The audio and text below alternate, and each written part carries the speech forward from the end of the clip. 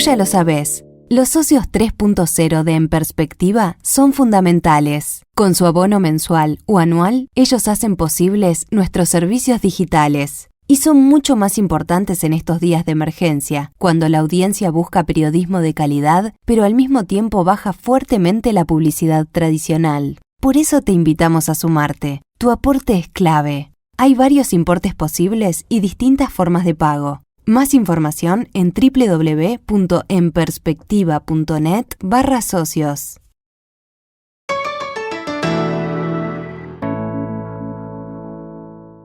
El proyecto de ley de urgente consideración sigue siendo el tema principal de la agenda en el Parlamento. Uno de los capítulos más extensos está dedicado a la educación, con 74 artículos de los 500 que componen el texto. La semana pasada, el ministro de Educación y Cultura, Pablo da Silveira, compareció con su equipo ante la Comisión Especial del Senado que viene discutiendo esta iniciativa del gobierno. En esa ocasión, da Silveira sostuvo: se incluye un conjunto de artículos que consideramos imprescindibles para poner en marcha una dinámica de cambio en la educación. ¿Cuáles son los grandes cambios con respecto a la Ley General de Educación votada en el primer gobierno de Tabaré Vázquez? ¿Qué se busca con ellos? ¿Cuán avanzado está el acuerdo en esta materia dentro de la coalición multicolor? Bueno, de estos temas es que vamos a conversar a partir de este momento con el doctor Pablo da Silveira, ministro de Educación y Cultura. Doctor da Silveira, buen día, gracias por acompañarnos. Buen día, Emiliano, ¿cómo están ustedes? Una pregunta para empezar así, aproximándonos al asunto. En la versión de la ley o del proyecto de ley de urgente consideración que ingresó al Parlamento hay varias diferencias con el borrador que se hizo público en enero. Hubo negociaciones con los socios de la coalición, se llegó a un acuerdo sobre el alcance de unas cuantas modificaciones. Entonces, en este capítulo en particular, ¿usted cree que los cambios enriquecieron al proyecto? ¿Esta es una mejor versión? Sí, en primer lugar es correcto. Durante todos los meses previos al momento que la ley ingresó al Senado, se tuvieron muchísimas conversaciones dentro de la coalición y fuera de la coalición. También con actores del sistema educativo, con actores sociales, con especialistas en el tema. Y como resultado de todo eso, efectivamente, si uno compara el anteproyecto presentado en enero con el proyecto presentado hace unas semanas, hay una cantidad grande de cambios que si los hicimos es porque creíamos que mejoraban el proyecto y esa fue la lógica de esto. Nosotros hicimos dos cosas que no tienen antecedentes en la historia política de este país. Una es hacer público un anteproyecto muchos meses antes de que el texto fuera presentado al Parlamento. Y luego hacer público el propio proyecto 15 días antes de que se presentara al Parlamento. Y eso fue justamente para escuchar, para dialogar, para introducir cambios que lo mejoraran. Y sí, yo creo que sí, que el texto de hoy, en muchos sentidos, pero sobre todo en un sentido político, es mejor que el de enero. Se subsanaron errores, se atendieron demandas que de pronto no habían sido suficientemente atendidas en el primer proyecto. A veces se corrigen cosas porque hay diferencias de percepción, pero las diferencias de percepción en política importan mucho. Por ejemplo, nosotros creíamos que algunas cosas estaban suficientemente claras en el anteproyecto de enero. Bueno, pero si varios interlocutores le dicen a uno esto no está suficientemente claro, uno tiene que asumir que la sensación subjetiva de haber sido claro no era correcta y entonces aclaramos aún más muchas cosas. Y creo que en conjunto se presentó un articulado que está muy bien, que articula muy bien con las necesidades del país en materia educativa y que además puede seguir recibiendo mejoras en el correr del proceso legislativo. Hay margen para más ajustes. Hay margen para más ajustes, entonces. Bueno, en eso consiste el proyecto legislativo. Uno no puede pretender que los legisladores sean unos señores que simplemente se sienten y levanten la mano. Hacen observaciones, tienen opiniones, tienen experiencia legislativa. Y ya desde el otro día que estuvimos efectivamente conversando con la Comisión Especial del Senado, una larga conversación de casi 11 horas, surgieron varias sugerencias, varias propuestas. Muchas de ellas, yo diría la gran mayoría de ellas, de legisladores de la oposición, que van a ser recogidas. Interesante ese dato. En el texto. Hablando de la sesión del miércoles 6 de mayo, cuando compareció el Ministerio de Educación y Cultura, usted aclaró casi al comienzo, este capítulo de educación no propone una ley de educación alternativa. No estamos sugiriendo una sustitución de la ley actualmente vigente por otra. La idea de modificar la ley de educación no está en la agenda próxima del gobierno y además no correspondería hacerlo por la vía de una ley de urgente consideración. Brevemente, ¿por qué hizo esta precisión? Bueno, porque hay que dejar claro algo que a veces se está desdibujando, por lo menos en las declaraciones de algunos actores en todo esto, y es que los cambios que proponemos son bastante modestos. En esa intervención en el Senado hicimos una comparación entre cuántos, tomábamos como centro la ley vigente, la ley de 2008. Entonces veíamos cuántos artículos de la ley anterior había modificado la ley de 2008, cuántos artículos de la ley anterior había derogado la ley de 2008, cuántos artículos nuevos tenía, que era un montón, porque la ley de 2008 es más del doble de larga en términos de artículos que la ley anterior, y cuánto lo hace este proyecto en relación a la ley de 2008. Y son cambios mucho más acotados. ¿Por qué? No ciertamente porque nos guste la ley de 2008. La ley de 2008 es una mala ley en muchos sentidos. Primero, es una ley con muy mala técnica legislativa, está muy mal redactada.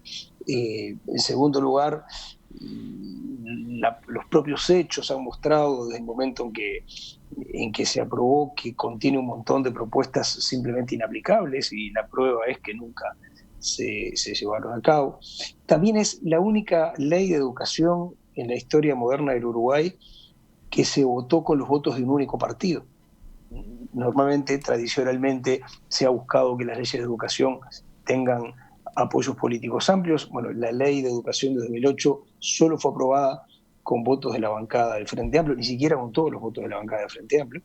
Entonces, si la dejamos no es porque nos parezca una buena ley, pero simplemente evaluamos que embarcarnos en un proceso de cambio de ley de educación, que es un proceso largo, porque no es fácil redactar una buena ley de educación, no es fácil ni desde el punto de vista técnico, ni desde el punto de vista de la construcción de los apoyos políticos. Si hacíamos eso en el punto de partida del gobierno, eso iba a distraernos, eso iba a consumirnos una enorme cantidad de fuerzas, eso iba a postergar el momento de ponernos a hacer cosas, y nosotros pensamos que el estado de la educación uruguaya exige cambios rápidos.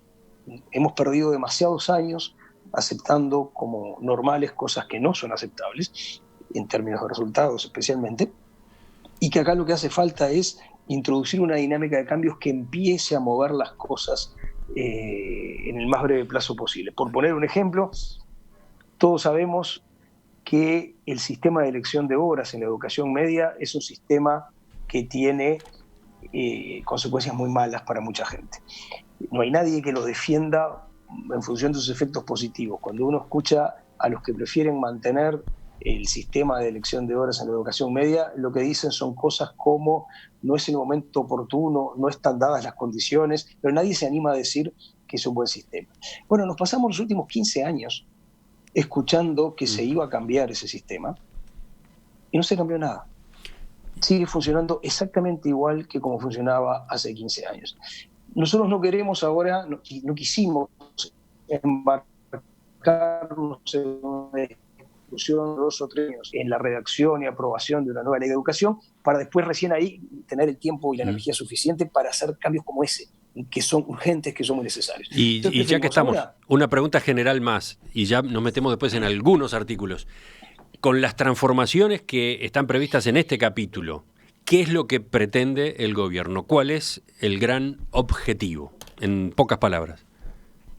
Bueno, el gran objetivo es justamente lo que se decía ahí, poner en marcha una dinámica de cambios. A nosotros no nos gusta en estas condiciones, en este contexto, hablar de reforma educativa, Porque la expresión reforma educativa implica o connota 2 o 3 cosas que no nos parecen convenientes en este momento. Primero, connota la idea de un paquete cerrado.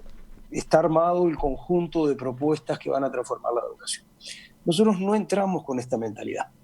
Nosotros entramos con la mentalidad de ir cambiando cosas en la medida en que vayamos persuadiendo acerca de esos cambios y en la medida en que el sistema educativo pueda ir incorporándolos de una manera razonable, sin provocar grandes... Además, la tiene, como algunas de esas partes ambiciosas, tiene a veces lo paralizador. Ya hicimos la reforma, entonces a partir de ahora que la hicimos no hay más nada que cambiar. No, nosotros preferimos hablar de una dinámica progresiva en la que empecemos a hacer cambios y entremos en una etapa que ojalá dure más del tiempo de que nosotros estemos en el gobierno, en el que se sigan procesando cambios, porque el sistema educativo uruguayo se ha quedado muy atrás en relación a los sistemas que hoy andan mejor en el mundo, y esto no se arregla en 1 año ni en 2 años. Lo que pasa es que lo que tampoco podemos decir es, como esto no se arregla en 1 o 2 años, no hacemos nada. La idea nuestra es iniciemos un proceso, una dinámica en la que los cambios se vayan sucediendo, se vayan acumulando, en donde un cambio vaya conduciendo a otro, y después, más adelante, veremos si hace falta darle un diseño más sistemático y más acabado. Enseguida, entonces, lo que estamos sí, después de la pausa ya nos metemos, ya vemos algunas de las disposiciones en particular, sobre todo por la discusión, por la polémica que han generado. Con el doctor Pablo da Silveira, ministro de Educación y Cultura, vamos a ver enseguida, por ejemplo, los cambios que la Ley de Urgente Consideración prevé en la gobernanza de la educación pública. El capítulo de educación en el proyecto de ley de urgente consideración. De eso estamos conversando esta mañana con Pablo da Silveira, doctor en filosofía, ministro de Educación y Cultura. El desafío que tenemos en esta entrevista, ministro, es recorrer una cantidad de puntos significativos, ¿no? Porque son una cantidad, vamos a ver cómo nos ingeniamos con el manejo del tiempo. Veamos que con los senadores nos llevó 11 horas. Así que 11 horas. Bueno. Vayamos a la materia gobernanza de la educación pública. En línea con lo que figuraba en el borrador de enero, se mantiene la intención de modificar el Codicen y los consejos desconcentrados. Los consejos desconcentrados de educación inicial, secundaria y formación técnica y profesional, que hoy tienen 3 miembros, dejan de existir como tales y se sustituyen, esa es la nueva redacción del artículo 62, por direcciones generales a cargo de un director general y un subdirector. Desaparece además la representación de los docentes. Solo queda, si consideramos la conducción colegiada a la que estábamos acostumbrados, solo queda conducción colegiada en el Consejo de Formación en Educación. En cuanto al Codicen de la ANEP, sigue siendo de 5 miembros, 2 de ellos sí, electos por los docentes, pero también lo integrarán de pleno derecho con voz pero sin voto los directores generales de los subsistemas más el presidente del Consejo de Formación en Educación. Sucintamente, ¿cuál es el espíritu de este cambio? Bueno, hay muchas razones para hacer esto. En primer lugar, ganar en agilidad y en eficiencia en el funcionamiento del gobierno de la educación. Fíjese, hoy ANEP, para tomar decisiones, pero no digo para tomar grandes decisiones estratégicas, digo en la toma cotidiana de decisiones, tiene interviniendo todo el tiempo a los 5 miembros del Codicen, 3 del Consejo de Educación Inicial y Primaria, 3 de secundaria, 3 de lo que popularmente llamamos UTU, y 5 del Consejo de Formación en Educación. O sea, 19 personas que tienen que ponerse de acuerdo, que tienen que tomar decisiones luego de reflexiones más o menos alineadas, para llegar a tomar las decisiones más cotidianas del sistema. Eso es un montón de gente, se lo mire como se lo mire, lo es comparando con otros entes autónomos en Uruguay, lo es comparando con los sistemas de gobierno de la educación en el resto del mundo. Fíjense que en este sentido ANEP se diferencia mucho de otros entes autónomos. La Constitución obliga a que los entes autónomos tengan una conducción colegiada. Por eso existe el directorio de ANCAP o el directorio de UTE o el directorio de ANEP, que llamamos Codicen. Pero después no existe en ANCAP un consejo de Portland, un consejo de combustibles. Allí no se repite el esquema colegiado, con una única excepción, que es la Universidad de la República, y voy a volver enseguida a eso. El primer problema es entonces que hay demasiada gente. El segundo problema es que hay gente en dos niveles de decisión distintos. Un nivel es el Consejo Directivo Central, el otro nivel son los consejos desconcentrados. Y todos los análisis muestran que en el pasaje de uno de esos niveles a otros pasan muchas cosas inconvenientes. Se pierde información, se pierde el sentido de las medidas que se adoptan en el nivel superior, hay tensiones, hay ineficiencias de todo tipo. Piensen, por volver al ejemplo que poníamos hace un ratito, ¿por qué no se consiguió cambiar el sistema de elección de horas en la educación media? Y bueno, el Codicen decía que era porque el Consejo de Secundaria no había tomado las decisiones adecuadas. La directora del Consejo de Secundaria decía que era que sus consejeros no lo habían apoyado. Los consejeros de secundaria le hacían reclamos en el Codicen. Entonces, nadie sabe muy bien quién tiene que tomar las decisiones, y un resultado de eso es que las responsabilidades se diluyen. Todos sabemos que en 15 años no se pudo cambiar el sistema de elección de horas de la educación media, pero a la hora de preguntar ¿y quién tiene la responsabilidad de eso? Bueno, no está muy claro. Entonces, lo que nosotros estamos proponiendo es hagamos funcionar a ANEP de una manera más parecida a cómo funcionan los otros entes autónomos. Mantengamos un órgano de conducción colegiada, que es el Codicen, y lo mantenemos tal como existe, efectivamente, 3 y 2. Y luego eliminemos los colegiados de segundo orden para transformarlos en direcciones unipersonales. Y no es correcto, Emiliano, decir que simplemente se elimina el consejero docente. Se elimina un consejero docente y se elimina un consejero político, porque lo que hay es un director general y luego un subdirector que tiene muchas menos potestades de las que hoy tiene un consejero de primaria o de secundario o de adulto. Entonces la idea de que es de una manera justicia de eliminar la representación docente no es así. En todo caso, se elimina uno y uno. Luego, se mantiene la representación docente en el Codicen. El otro lugar donde se mantiene el funcionamiento colegiado es el Consejo de Formación Docente. ¿Por qué?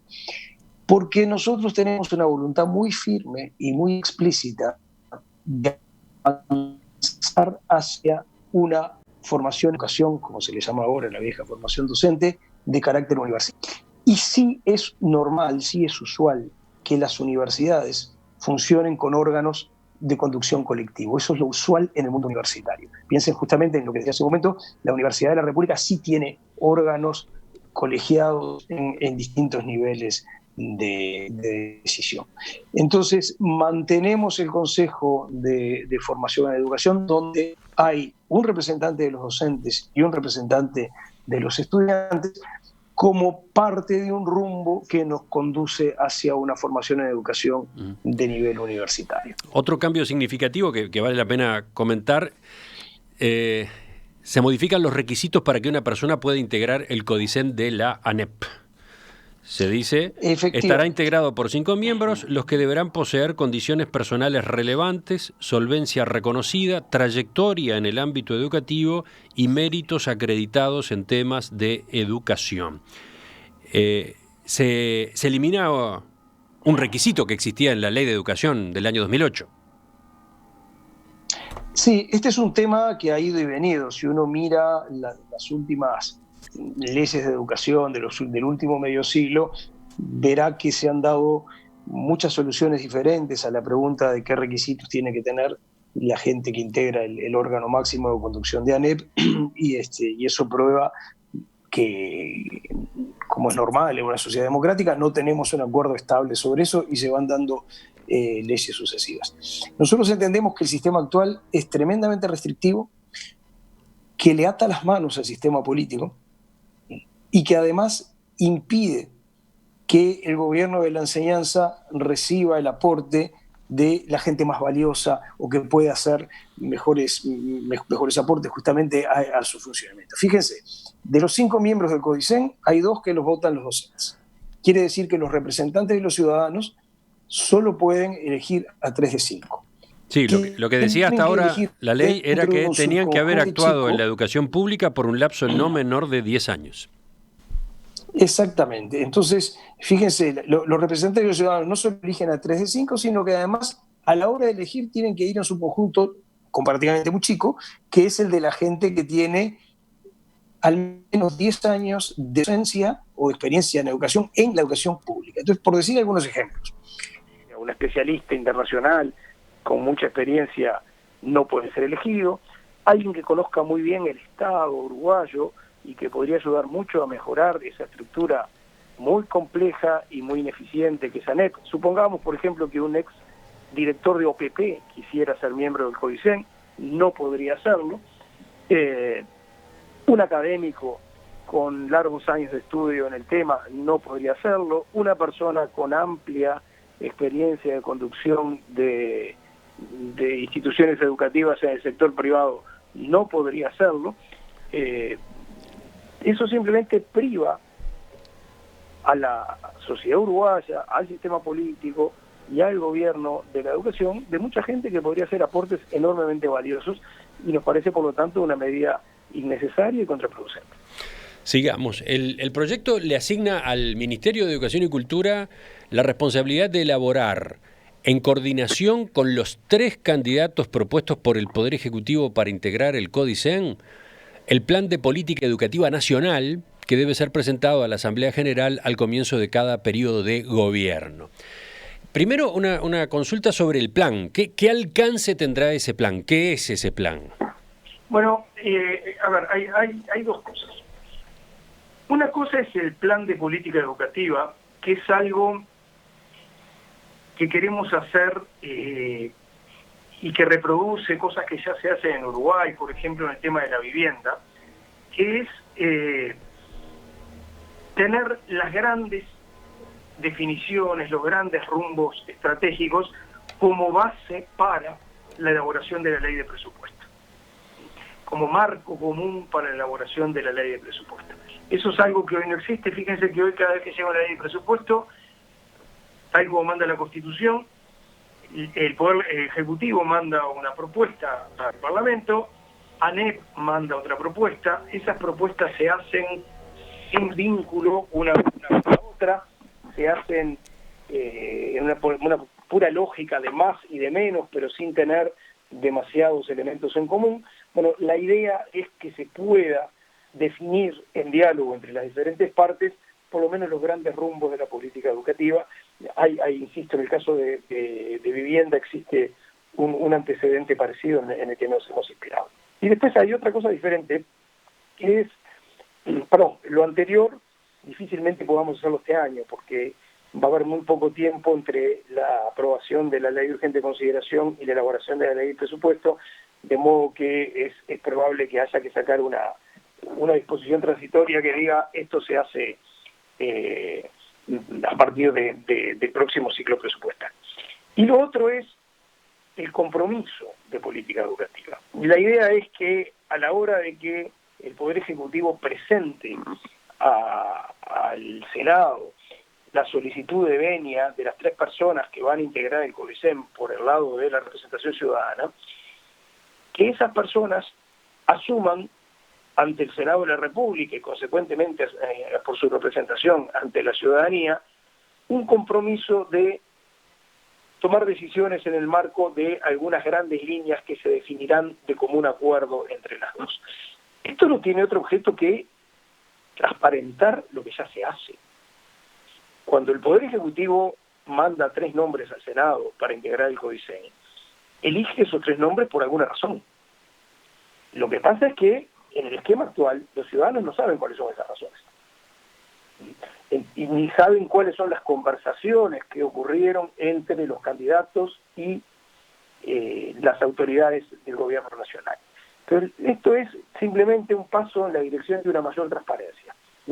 Que se sepa estrictamente por qué, con qué intenciones, con qué objetivos muy generales el Poder Ejecutivo está mandando esos 3 nombres y no otros nombres. Por supuesto, una vez que esas personas reciban la venia parlamentaria y sean designados oficialmente, van a actuar con toda la autonomía que le corresponde a los miembros de un directorio durante autónomo. De todos modos, la pregunta es si este plan de política educativa nacional, al ser elaborado por el Ministerio de Educación y Cultura, no implica una violación a la autonomía de los consejos, ¿no?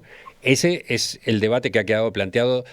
Ha quedado planteado en realidad yo diría desde la campaña electoral anterior, porque esta es una vieja idea del sector Todos y de usted como principal referente en temas educativos, ¿no?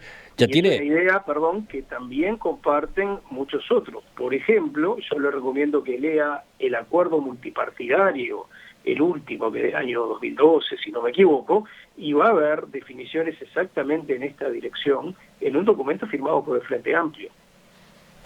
Y por supuesto están las propuestas de otras organizaciones, como por ejemplo el EDUI 21. A ver, hay una diferencia, a veces caemos en una confusión. Una cosa es la autonomía, que todos respetamos escrupulosamente, y otra cosa es suponer que porque hay organismos autónomos no puede haber ninguna clase de coordinación. Una cosa no lleva a la otra, y cometer ese error tiene consecuencias muy graves en términos de política pública. Entonces lo que nosotros estamos proponiendo son espacios de coordinación sin que nadie, y especialmente sin que el Ministerio de Educación y Cultura tenga la capacidad de imponerle nada a las autoridades autónomas. Y hemos sido muy cuidadosos y muy escrupulosos en ese punto. Sí, de todos modos, este asunto fue motivo de negociaciones dentro de la propia coalición multicolor a partir del documento, del borrador que se había presentado en el mes de febrero. Aquí hubo algún cambio, ¿no? Sí, pero son cambios de redacción.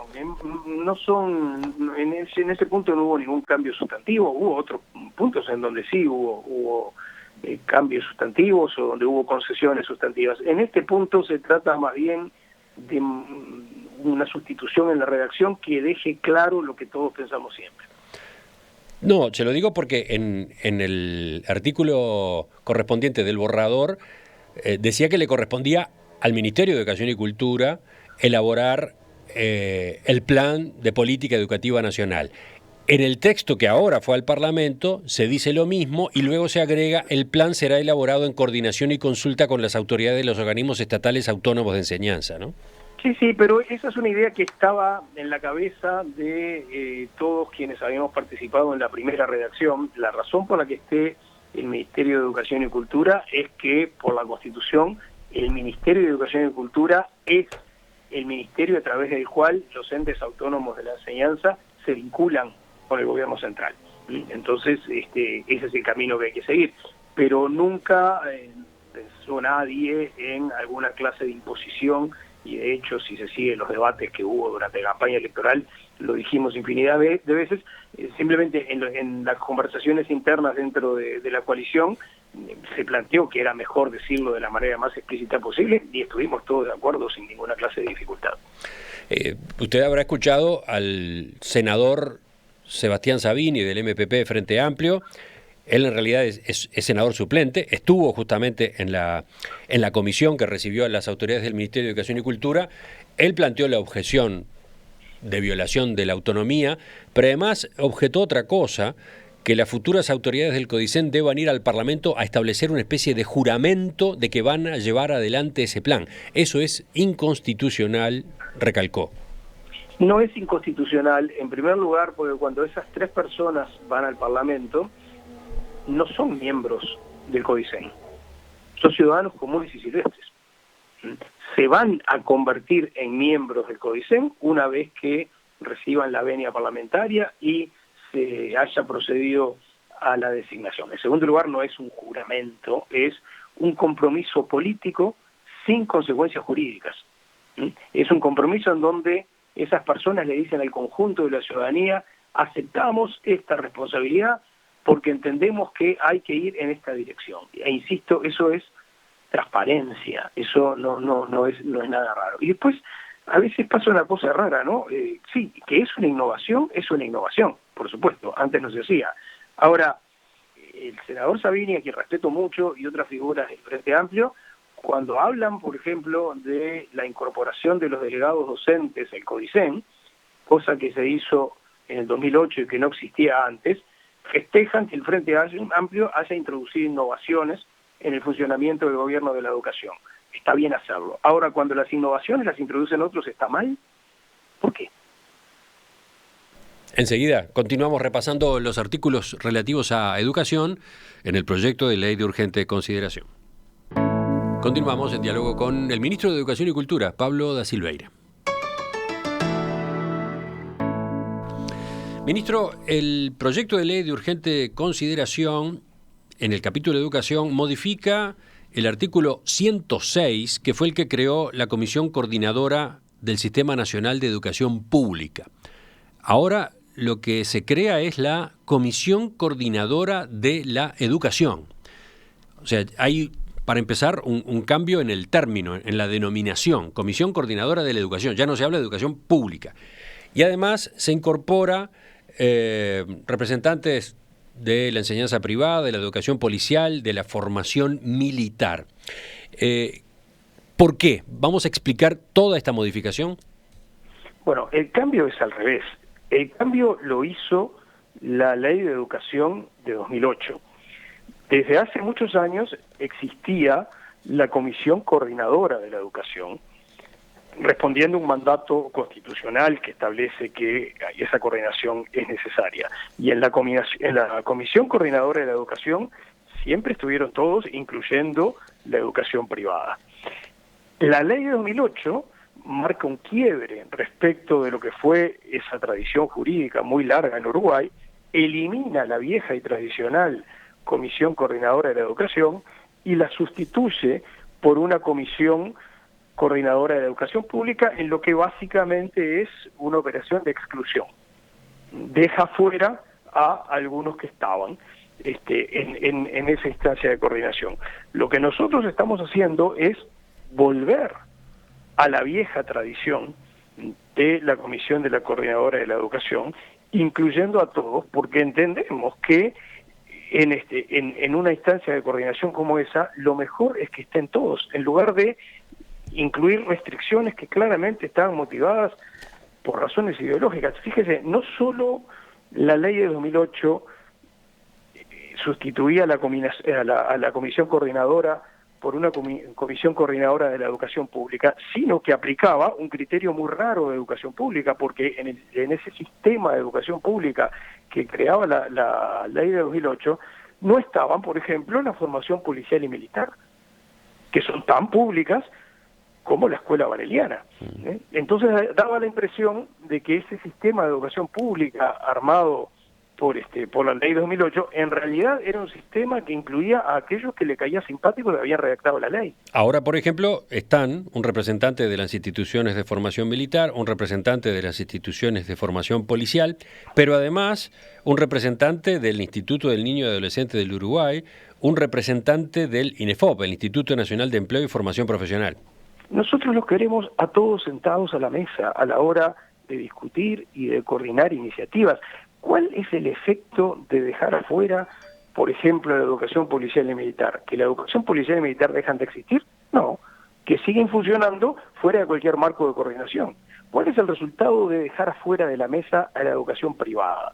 ¿Que la educación privada deja de existir? No, simplemente que el Estado pierde la capacidad de coordinarlas. Del sector privado ahora se incluye un representante por el conjunto de las instituciones universitarias privadas y además un representante de la educación primaria y media privadas. Claro, mientras que en la educación pública, ANEP tiene un montón de representantes y cada universidad pública también tiene un representante. Entonces, la idea de que esto es un operativo privatizador es ridícula. Acá tengo, por ejemplo, declaraciones del senador Savini. Dijo: se genera un avance de la educación privada sobre la educación pública.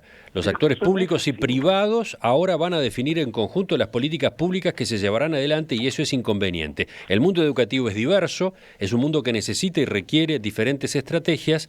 Esa diversidad está representada en la educación pública, que implica el 85% de la matrícula de estudiantes. No se la puede poner al mismo nivel que la educación privada, que entre otras cosas tiene carácter de corte religioso.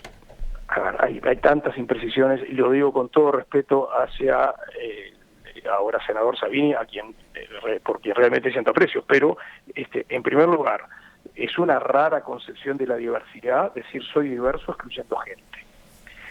En segundo lugar, seguimos con prejuicios. No es verdad que la educación privada sea en su inmensa mayoría de carácter religioso, sencillamente no es cierto como hecho. Además, insisto, el único efecto... una tercera cosa importante, no es verdad que ahí la educación privada pase a definir políticas, porque los órganos en los que pasa a estar presente, que insisto, son órganos en los que siempre estuvo presente, son órganos de coordinación y de asesoramiento y de sugerencia, pero no son órganos de decisión. La decisión sigue estando en manos de las autoridades de la educación pública. Pero además con esto, lejos de avanzar hacia la privatización, lo que hacemos no es menos Estado, es más Estado. ¿Por qué? ¿Por qué es eso? Es un Estado que tiene sentado en torno a la mesa a todos los actores y puede coordinar con todos y puede alinearlos a todos o intentar alinearlos a todos con las grandes líneas de política pública que está impulsando. Un Estado que no habla con parte de la sociedad es un Estado que se vuelve más débil y un Estado que se vuelve más fuerte. Seguimos. Vamos al INED. En el proyecto de ley se incluyen cambios en la gobernanza del Instituto Nacional de Evaluación Educativa. Concretamente, se modifica el artículo 114 de la ley vigente. La comisión directiva pasa de 7 miembros a 3, todos ellos designados por el Poder Ejecutivo. Hoy esa comisión tiene solo un miembro designado por el Poder Ejecutivo, el presidente, y los otros 6 corresponden a los órganos que son evaluados. 3 de la ANEP, 2 de la Universidad de la República, 1 por educación privada habilitada, es decir, inicial, primaria y media. ¿Cuál es el motivo de este cambio? Bueno, hay varios motivos. En primer lugar, la actual dirección de la ANEP, de la INED es falsamente colegiada, porque de todos esos miembros hay solo uno que cobra un salario. El de justamente propuesto por el Poder Ejecutivo. Los demás consejeros son honorarios, cobran apenas unos viáticos que son muy insignificantes en términos económicos.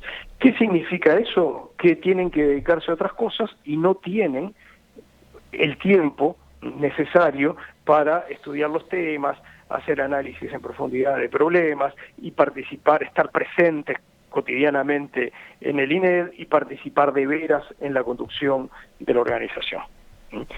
Por eso nosotros cambiamos ese órgano grande, pero donde en realidad solo uno está dedicado a tiempo completo al INED, por un órgano más chico, de 3 miembros, donde los 3 están en pie de igualdad. Entonces, estamos yendo desde una falsa conducción colegiada a una verdadera conducción colegiada. Por otra parte, en ese órgano de conducción que hoy existe, los evaluados, que son la enseñanza primaria y media pública y la enseñanza primaria y media privada, porque la Universidad de la República no es evaluada por el INED, los evaluados tienen demasiado peso en la conducción. Y eso viola un axioma del diseño institucional moderno, que es que el evaluado y el evaluador no pueden ser el mismo. Todos tendemos a ser demasiado generosos cuando nos evaluamos a nosotros mismos. Entonces es importante que el evaluador y el evaluado no sean el mismo, excepto en los procesos de autoevaluación, pero eso es otra cosa que no es de lo que estamos hablando. Entonces lo que nosotros proponemos es un órgano más independiente de los evaluados.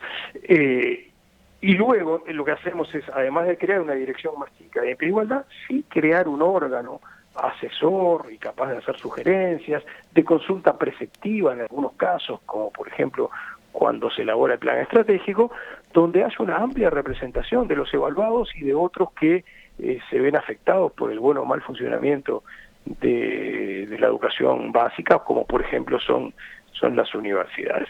Entonces entendemos que esto es un mejor esquema, es un esquema más alineado con las buenas prácticas internacionales. Esperamos por acá solucionar algunos problemas, porque otra cuestión que pasó es el INED tiene un presidente que es esa única figura rentada de la directiva, y después tiene un responsable técnico, que es una especie de gerente general técnico del INED, y entonces genera una especie de bicefalía con dos figuras unipersonales muy fuertes con pretensiones de influir, e históricamente eso terminó en grandes conflictos. Piensen que el INED tiene una vida relativamente corta y ya pasó por dos grandes crisis que terminaron con la renuncia de este responsable técnico que es que entraba en conflicto con quien ocupaba la presidencia del INED.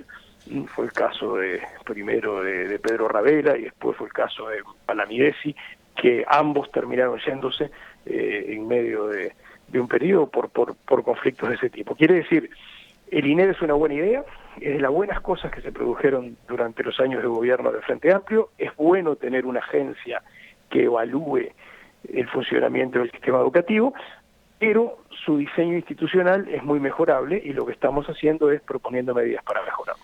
Para terminar por hoy, ministro, quiero preguntarle por la transformación que se propone en cuanto a la reválida de títulos del exterior.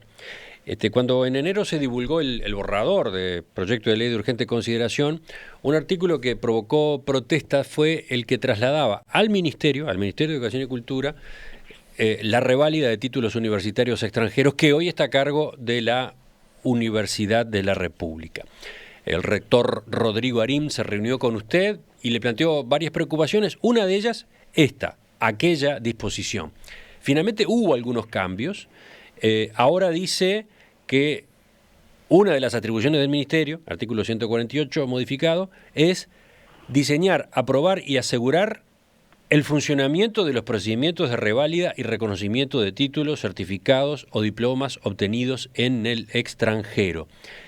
¿Qué quiere decir esta nueva redacción? ¿Que no va a ser necesariamente, por lo menos al principio, no va a ser necesariamente el Ministerio quien se ocupe?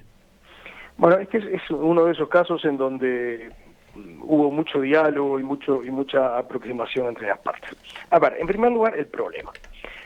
Nosotros tenemos un modelo para procesar el tema de la reválida de títulos extranjeros muy antiguo, que se estableció en el año 1958 y no ha cambiado desde entonces, con una única excepción, que es que cuando se creó la UTEC, también se le otorgó a la UTEC la posibilidad de hacer reválida de títulos en sus áreas de competencia, de modo que son hoy las dos universidades públicas las que pueden hacerlo.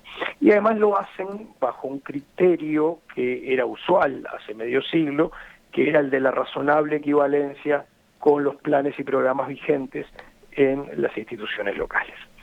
Bueno, desde entonces hasta hoy el mundo cambió enormemente en esto. En primer lugar, el criterio de la razonable equivalencia ha sido abandonado porque es un criterio que trae muchos problemas. Por ejemplo, usted no puede revalidar un título altamente especializado si en su país no se dicta esa formación, porque no tiene con qué hacer la comparación y establecer si hay o no una razonable equivalencia. Pero además hay un problema más serio, y es que en el correr de las últimas décadas, progresivamente, en un proceso que empieza en 1999 con unos acuerdos que se llaman Acuerdos de Lisboa, la tarea de revalidar títulos se fue trasladando, mejor dicho, la responsabilidad sobre la revalida de títulos se fue trasladando hacia los gobiernos y en particular hacia los ministerios de educación. Y eso tiene un punto culminante el año pasado, cuando se firman dos convenios internacionales patrocinados por UNESCO, uno que abarca a todas las Américas y otro que abarca el mundo, en donde se establecen un montón de compromisos que los gobiernos asumen de cara a la comunidad internacional en materia de procedimientos de reválida. ¿Qué nos pasa hoy en Uruguay?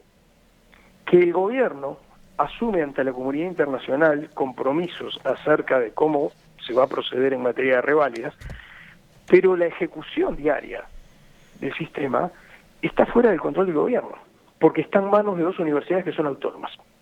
Y está muy bien que sean autónomas para desarrollar sus actividades universitarias, pero lo que no anda bien es que el gobierno aparezca como responsable político y eventualmente jurídico ante la comunidad internacional en materia de reválidas y después no tenga ninguna incidencia sobre cómo se procesan las reválidas. Ahí hay un problema, y este es un problema ampliamente reconocido incluso por las autoridades de las universidades públicas. Entonces, de todos modos, cuando se conoció el borrador, el rector de la UDELAR, Rodrigo Arín, por ejemplo, dijo: nos inquieta que esta discusión conlleve un proceso de enlentecimiento del reconocimiento del título de la población inmigrante.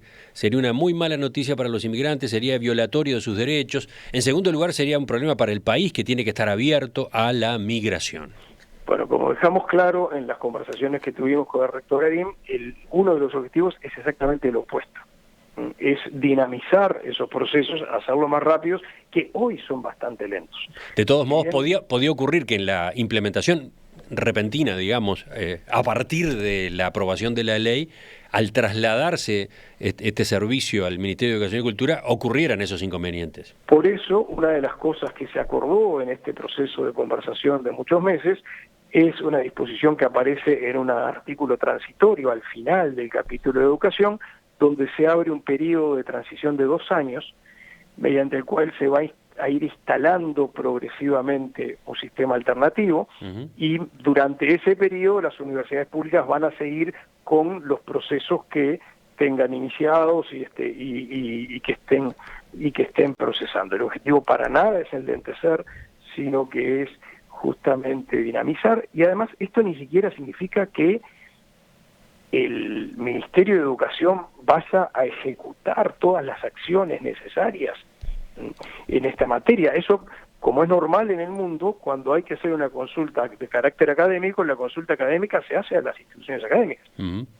La cuestión es quién tiene la cuestión es que el que tiene la responsabilidad política y eventualmente jurídica pueda también tener un control sobre el conjunto del proceso, incluyendo, entre otras cosas, la velocidad con la que se cumple ese proceso.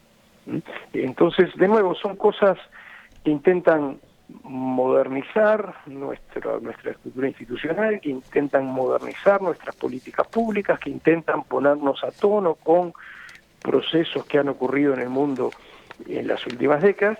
A veces hay una especie de reflejo a suponer que todas las cosas que está proponiendo este gobierno lo hace por alguna razón malévola, pero no, lo estamos haciendo por buenas razones y con la mejor de las buenas voluntades, tratando de que anden bien cosas que no estén bien.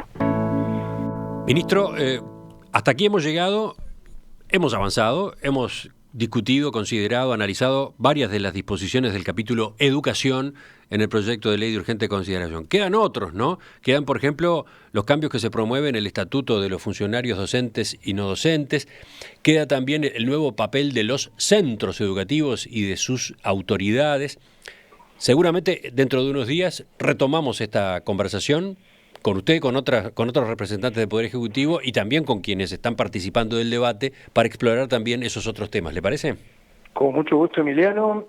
Parte de las responsabilidades que uno asume cuando asume tareas de gobierno es el deber de explicarle una y mil veces a la ciudadanía y a los profesionales de la comunicación el sentido de las medidas que están impulsando y las intenciones que hay detrás de las medidas que están impulsando, así que con muchísimo gusto lo seguimos haciendo. Nos encontramos de nuevo dentro de unos días entonces. Hasta pronto y gracias.